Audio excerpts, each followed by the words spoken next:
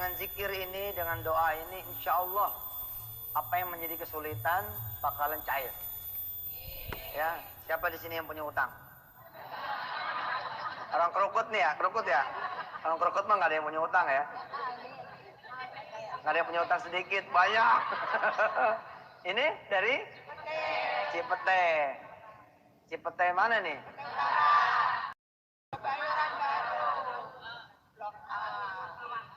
Oh, Fatmawati. Ya, nih zikir ini, zikir yang subhanallah, ya, apa namanya? Gampang juga dihafalnya. Dan insya Allah udah pada hafal. Nih, wiridnya pasti udah pada paham. Insya Allah nggak usah dicatat, pasti udah pada hafal. Allahumma, ya, sholli ala Sayyidina Muhammad wa ala ali Sayyidina Muhammad. Ini dia. Ya segini aja. Allahumma sholli ala Sayyidina Muhammad wa ala ali Sayyidina Muhammad. Ibu pengen apa aja ya, bacain nih, langsung selesai. Siapa di antara pemirsa punya tanah kosong? Pengen dibangun rumah? Pengen dibangun rumah gampang. Injek aja tanahnya. Nggak percaya, injek tanahnya. Sambil baca sholawat. Ya, terus kelilingin tuh tanah. Allahumma sholli ala Muhammad wa ala ali Muhammad. Muter aja muter, insya Allah capek deh. Lu keliling. Tapi kaget aja. Ya. Assalamualaikum. Waalaikumsalam. Wus. Zikir. Bagus. Ya. Baca sholawat. Benar. Iya. Allahumma sholli ala Sayyidina Muhammad wa ala ali Sayyidina Muhammad. Tadi ente baca apa? Itu baca sholawat karena itu yang kan saya kan manusia biasa. Allah. Iya emang manusia apa Superman? Iya. Maksudnya kan Allah aja bersolawat untuk Nabi. Iya betul. Itu belum pada tahu mungkin loh. Jadi ada ibadah ya yang Allah pun bahkan mencontohkan langsung melakukan yakni sholawat. Subhanallah. Coba ya perintah yang dilakukan juga sama Allah coba. Masya Allah. Tadi Ani cerita deh. Nah. Ya, kalau ada tanah kosong, gimana caranya supaya kebangun? Gimana, Tat? Iya, masuk aja ke tanah itu. Injak aja udah. Bacain sholawat, insya Allah. Pokoknya ada aja rezeki buat naik itu bangunan. Kalau tanah orang gimana? Hah? Jangan beli pakai sholawat. Kalau beli pakai duit nggak bakal kekencang. Nih, lihat. Beli pakai sholat atau kebeli apa tuh, Tat? Nih, Den. Nih, lihat, Den. Umpama tanah 300 juta. Ya. Sebulan bisa 30 juta. Nabungnya nih bisa 30 juta umpama. Berapa bulan dia bakal kebeli nih tanah? Hah? Mana ada 10 bulan? Coba hitung lagi. Tanahnya 300 juta. Ya. Bisa nabung, nyisihin, nyicil 30 juta sebulan. Berapa bulan bakal kebeli ini tanah 300 juta? 100. Nggak bakalan. Bulan ke-10 udah 500 juta, bos. Ya udah naik. Mana ada cerita tanah puluhan kemudian tetap. Kalau orang miskin apa-apa pakai duit. Kalau kita juga beli apa-apa pakai duit. Nggak bakal kebeli. Ada gini loh. Ada doa. Ya, ada sholawat. Apa-apa pakai doa. Kira-kira begitu. Jadi orang mah jangan ngandelin duit. Ngandelin duit susah. Jadi gimana Ustadz kalau memang pengen tanah orang? Gampang. Datang ke rumah yang punya tanah. Assalamualaikum. Waalaikumsalam. Ini tanah bener dijual. Berapa duit? 300 juta. Kalau saya beli 400 juta gimana? Ini nggak percaya. Den, ini ilmu baru, Den. Kita duitnya belum megang, nawarnya apa jadi naik kan? Makanya dengerin dulu. Ini 300 juta. Iya. Kita bilang yang punya tanah, kalau saya bayar 400 juta gimana? Masya Allah, dia pasti akan senang kan? Boleh Pak, boleh banget. 400 juta ya. Kok tapi Bapak malah naik kok? Ya yang penting saya bisa doain ini tanah langsung di tanah ini. Maksudnya, ya saya tiap pagi mau sholat 2 di atas tanah ini. Dan Nanti saya mau bawa anak yatim tiap Senin, tiap Kamis, mau buka puasa di atas tanah ini. Kasih saya waktu deh, kira-kira 3-6 bulan begitu. Ya, bangsa 3-6 bulan. Kayaknya mah insya Allah nih pohon duitnya bakal tumbuh di atas tanah ini sendiri. Amin. Nah di kampung Ketapang gitu, orang tahu saya. Di kampung Ketapang begitu model. Tanah 600, saya tahu jadi 700. Yang penting saya bisa langsung masukin santri di situ, cang. Lalu santri kemudian doa, jalan. Tat, Ya. Bang Ustadz kalau mau ngapa-ngapain, pengen apa-apa sholawat, Tat. Iya, dari kecil diajarin begitu. Nih pemirsa di rumah ya, kan lebaran masih jauh nih. Masih ada waktu kan. Ajak anak milih sepatu yang dia mau. Tapi nggak usah bawa duit. Bu, berani Bu? Oh. Ya, ajak anak-anak ke pasar. Ajak anak-anak ke pasar. Tunjuk aja mana baju yang dia mau. Tunjuk. Yang mana mak? Yang mana nak? Dia nunjuk baju Begitu. itu. Nunjuknya sambil selawat. Yang itu Allahumma sholli ala sayyidina Muhammad wa ala ali sayyidina Muhammad. Habis itu tungguin. Tungguin. Terus Tat, dapat. Aduh, dengerin ya. Ente nggak usah pakai salawat. Pemirsa nggak usah pakai salawat. Cukup yakin aja itu sepatu sama baju tuh bisa ke rumah. Apalagi ini pakai salawat. Ente pakai ilmu yakin aja, ilmu belief namanya. Saya percaya itu sepatu bakal di rumah, itu sepatu di rumah. Ini lagi pakai salawat. Coba lihat, ada yang bawa handphone nggak? Ada yang bawa tuh Tat. Mana? Nah ini handphone lama banget nih.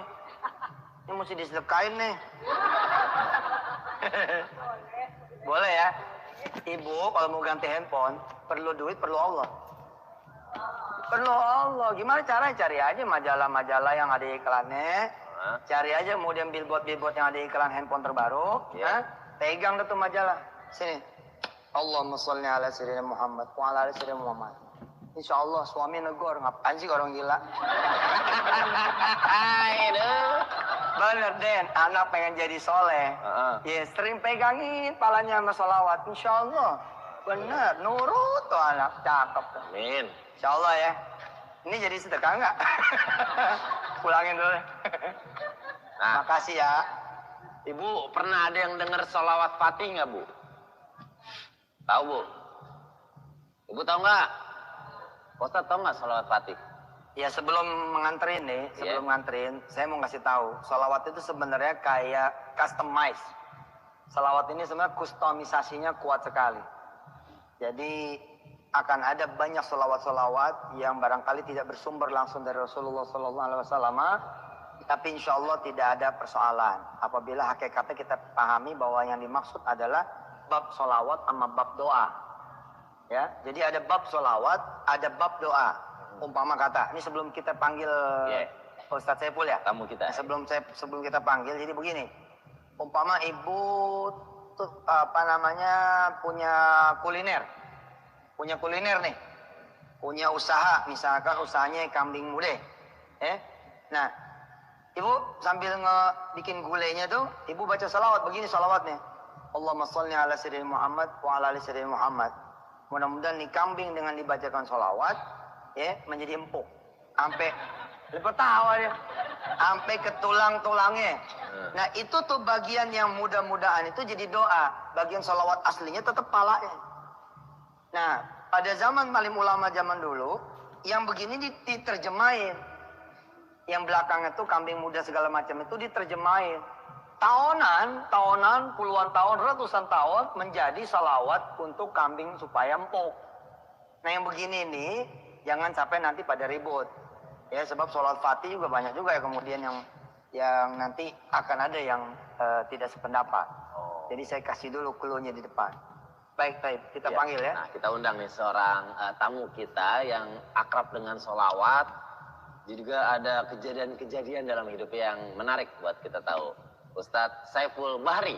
Salatullah, salamullah, ala yasin, habibillah.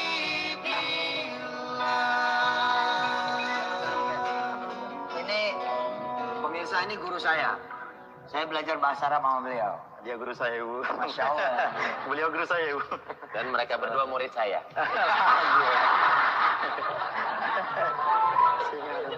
Belum pernah ditabokin pakai duit nih. Enak tuh Tat. Pakai cepean. Apa kabar Ustaz? Alhamdulillah, Alhamdulillah. Ini salah satu staf di Darul Quran juga ya Ustaz? Pimpinan, dia salah satu pimpinan Darul Quran. Ilmunya nih ilmu salawat. Amin. Belajar di beliau. Iya. Sampai ngetek istri pakai salawat. Wah, gimana ceritanya tuh Bu ya? Nah pemirsa kalau mau nikah nggak pakai duit gitu, banyakin salawat. Banyakin salawat. Salawat ini punya malaikat ya. Malaikat-malaikatnya ini akan datang nolongin kita atas izin Allah. Mana Ustaz? Punya cerita apa itu? Alhamdulillah Ustaz. Banyak sekali kisah-kisah keajaiban selawat yang pernah saya alami sendiri Ustaz ya. Iya. Pertama ketika saya berusia 13 tahun masuk ke pesantren, dipaksa sama orang tua sana masuk pesantren. Ya sama buat taatan sama orang tua saya masuk pesantren. Ketika itu dibekali suruh banyak berzikir, khususnya surat Al-Ikhlas Ustaz.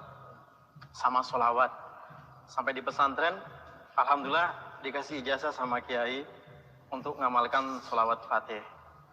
Alhamdulillah selama jadi santri, sholawat itu saya istiqomahin sampai akhirnya saya dapat kesempatan untuk belajar di Al-Azhar di Kairo. Mesir, Di Mesir Ibu ya. negerinya Firaun. Negerinya Firaun, negerinya Nabi Musa juga Pak. Nabi Musa. Subhanallah. Sesamanya di Mesir, saat itu ada keinginan tidak mau merepotkan orang tua. Iya. Bagaimana caranya supaya saya dapat biaya sendiri, selain dapat beasiswa di Al-Azhar, saya juga dapat tambahan-tambahan yang lain. Bagaimana caranya untuk beli buku, untuk bayar apartemen segala macam. Akhirnya saya perbanyak sholawat. Saya baca 1000 kali, kadang 1500, kadang 2000. Subhanallah ketika sholat berjamaah di masjid, subuh biasanya nih Ustaz. Ada yang datang, wallahu alam siapa orangnya. Tiba-tiba masukkan uang ke saku, nak ini belanja kamu pagi ini. Ketika saya lihat 100 pon, subhanallah untuk sehari itu lebih dari cukup, bisa cukup 3 sampai 4 hari Ustaz. Masya Dan itu sering terjadi. Sampai suatu ketika ada yang datang nanya, kamu dari Indonesia? Iya, saya dari Indonesia. Tinggalnya di mana? Saya tinggal di apartemen dekat masjid. Berapa sebulan? Sebulan sekian. Terus biaya makannya berapa sebulan? Sebulan sekian biaya makan saya. Untuk belanja buku sebulan berapa? Saya sebutkan angka sekian. Iya. Untuk biaya transportasi dari apartemen ke kuliah berapa? Saya sebutkan angka sekian. Kemudian beliau bilang, setiap akhir bulan ketemu saya di masjid ini, semuanya saya yang nanggung. Alhamdulillah sampai saya selesai kuliah, beliau menanggung biaya kehidupan saya di Al-Azhar di Mesir. Nama beliau Haji Muhammad Tahun. Muhammad Tahun. Haji Muhammad Tahun. Dan antum yakin bahwa itu fadilah salah satunya sholawat? Insya Allah yakin itu salah satu fadilah dari sholawat. Husnuzon itu bagian dari ibadah ya. Bagian dari iman kita kepada Allah. Baik Dan sangka. Pengalaman berikutnya Ustadz, ketika saya pengen buku. Kebetulan saya punya keinginan buat perpustakaan di kampung halaman. Bagaimana caranya supaya punya buku yang banyak? Kampung halamannya di mana? Di Jawa Timur, Madura. Ustadz. Madura. Oh, Masya Allah. Ketika itu Pengen bikin saya nggak punya uang, ya. Pengen punya perpustakaan, tapi nggak ada uang untuk beli buku-buku yang banyak. Akhirnya apa yang saya lakukan? Saya datang ke toko-toko buku. Buku-buku yang saya inginkan saya catat, misalnya Al-Fiqhul Islami wa Adillatuhu, karangan Syekh Wahbah Zuhaili, harga sekian. Terus kitab-kitab ada sekitar 10 sampai 15 buku. Kemudian setelah saya buat katalognya, saya pulang ke apartemen. Setelah itu saya datang ke masjid. Saya tanya ke takmir masjidnya, Ustaz, Syekh, di antara jemaah masjid yang ahli sedekah siapa? Biasanya beliau menunjukkan, ada jemaah di sini yang gemar bersedekah. Namanya Ustaz Yusuf Mansur misalnya. Ketika itu saya pulang, habis sholat saya catat namanya, surat saya buat Ustaz, bahwa saya pengen pengen membuat perpustakaan di kampung dan ada buku-buku yang pengen saya miliki. Surat itu saya alamatkan ke orang tersebut. Malamnya disolawatin. Pertama Fatihah ke Rasulullah, para sahabat-sahabatnya, para waliullah, dan beliau juga saya sebut. Saya fatihain dengan harapan semoga Allah memberikan rezeki yang banyak dan kesehatan kepada beliau, sehingga beliau bisa terketuk untuk menyumbangkan sebagian rezekinya membeli buku-buku yang kami inginkan ketika itu.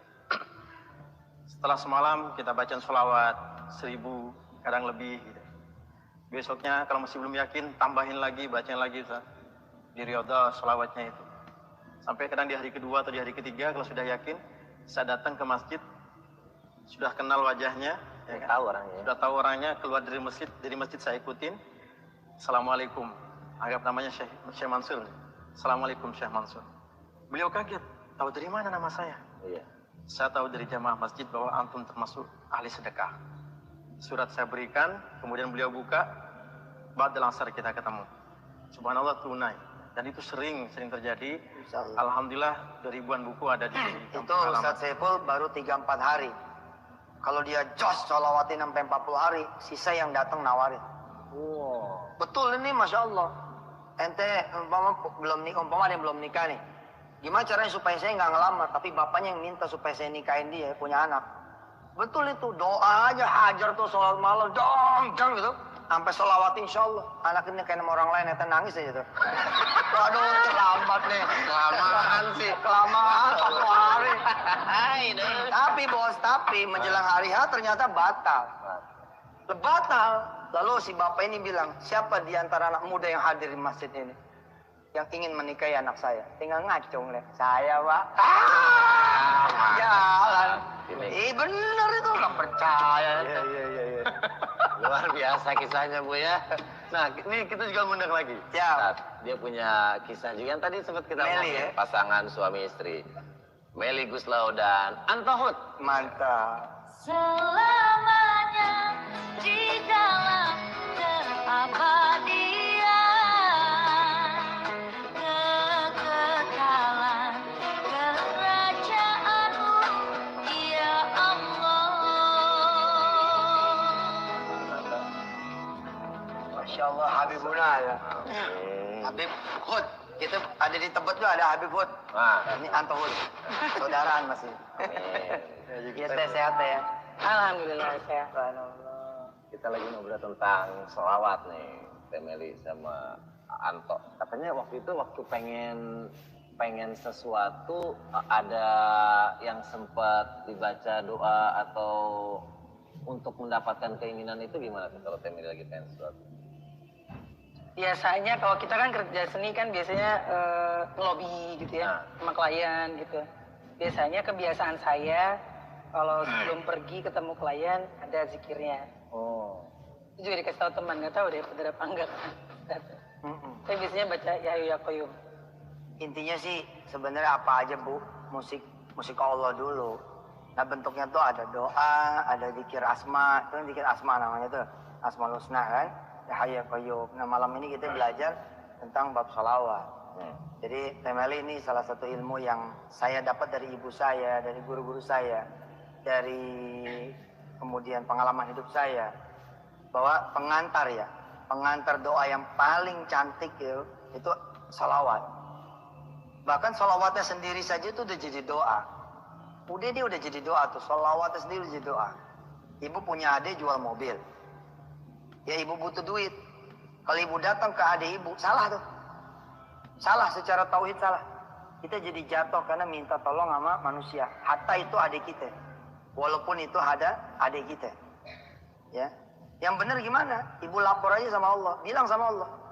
Ya Allah, adik saya habis jual mobil tuh. Bikin dia datang deh, nawarin bantuan pada saya. Nah, kalau diawalin dulu dengan salawat. Jadi jangan langsung ya Allah adik saya. Jangan. Allahumma sholli ala sayyidina Muhammad wa ala ali sayyidina Muhammad. Ya Allah. Baru gitu. Ya Allah, adik saya tuh barusan jual mobil.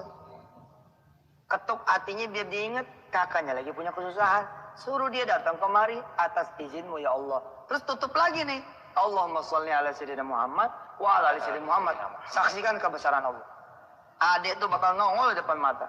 Tok tok tok. Assalamualaikum Pok. Waalaikumsalam. Pok, kita punya duit nih. Ada yang kita bayar tapi kelihatannya nggak jadi. Nah duit ini nganggur. Empok kan punya kesusahan. Mau pakai nggak? Subhanallah. Tinggal bilang, emang gue tungguin nih. Ini kejadian bener ya. Saya kan pernah minta dibikinin lagu sama Teh Meli. Waktu mau bikin film Kun Fayakun. Saya dulu waktu zaman Kun Fayakun tahun 2007 kita salawat. Ayo kita fatihain Meli. Kita salawatin Meli. Tau kapan insya Allah dia bakal bikinin lagu buat kita insya Allah. Hari ini ketemu. Jogrogannya ketemu. Kalau udah ketemu nggak bikin ini, selawatin lagi. Tapi kayak gini kan nyampe loh. Saya nggak Iya, tahu, iya. saya nggak ngerti. Tiba-tiba sekarang nyampe. Dan saya baru tahu kalau hari ini kita bersama sama Meli, ya baru pas malam ini aja. Baru sekarang. Subhanallah. Allahumma sholli ala sayyidina. Tadi kita akan tanya sama Teh Meli Mas Anto tentang lagu-lagu religinya. Inspirasinya dari mana? Teh Meli kalau bikin lagu religi itu dari mana Teh Meli inspirasinya? Pengalaman batin atau gimana? Sebenarnya kalau secara utuh lagu religi yang ya seperti dibawakan oleh yang lain-lain lah ya, Iya. yang udah langganan lagu religi, Iya, iya. belum berani banget sih. Biasanya saya memang alhamdulillah selalu dapat project film religi, film religi. Jadi tetap sebenarnya basic story-nya love story, tapi ada diselip-selipin nafas religinya lah. Yang paling religi kemarin yang tahun lalu saya buat untuk di bawah lindungan Ka'bah. Kebetulan saya juga sama Mas Anto baru pulang umroh, jadi ada menurut saya itu yang paling kental gitu. Oh gitu pas pulang umroh lagi anget-angetnya ya? Lagi anget-anget, Pas. pas. Itu Tat. Tapi ini loh bisa apa? Bisa ngehit terus lagunya tuh. Alhamdulillah. Iya betul. Tanya Tat resepnya, ada kali doanya waktu bikin lirik, nyari nada. Gitu. Nanti mau coba pakai salawat juga, siapa tahu jadi lebih. Wah, kalau biasanya meledak, ntar meleduk lagi tuh, bukan meledak lagi, meleduk, ngejeger. Iya. Emang Allah cinta sih sama nabinya ya. Allah cinta sama Rasulullah, itu yang bikin. Jadi kalau siapa yang cinta sama nabinya, Masya Allah, Allah lebih cinta lagi. Sekarang bayangin Bu, saya pengen ketemu temen, saya sholawatin tuh ketemu. Bagaimana kalau kita sholawatin langsung pengen ketemu Rasul? Kita sering berselawat tuh sama Rasul. Yang paling dekat adalah pemirsa diundang ke Madinah. Diundang ziarah ke makam Rasulullah SAW. Jadi yang belum pada umrah tuh ya, sholawatnya yang rajin itu. Karena nanti Rasul ngundang itu. Allah SWT itu mengundang untuk berziarah ke makam Rasul. Jadi Allah cinta gitu karena itu teh. Jadi kalau ada orang yang kemudian cinta sama Rasulnya, Allah lebih lagi cinta. Teh, selama Ramadan ini apa aktivitasnya? Aktivitas ya seperti ini masih dalam promo single baru. Terus ya saya kebetulan masih dalam jadi ketua GAS, ada gabungan artis seniman Sunda. Itu memang kegiatannya sosial. Kita selalu nyantuni lebih ke bukan yatim piatu sih, tapi lebih ke seniman-seniman yang sudah tidak produktif. Banyak yang sakit, yang juga tidak dapat perhatian dari pemerintah kan. Di GAS ini biasanya kasih santunan-santunan ke mereka. Kalau di bulan Ramadan kita lebih tebel lagi kegiatan itu. Saya tuh pengen ini teh. Saya udah lama pengen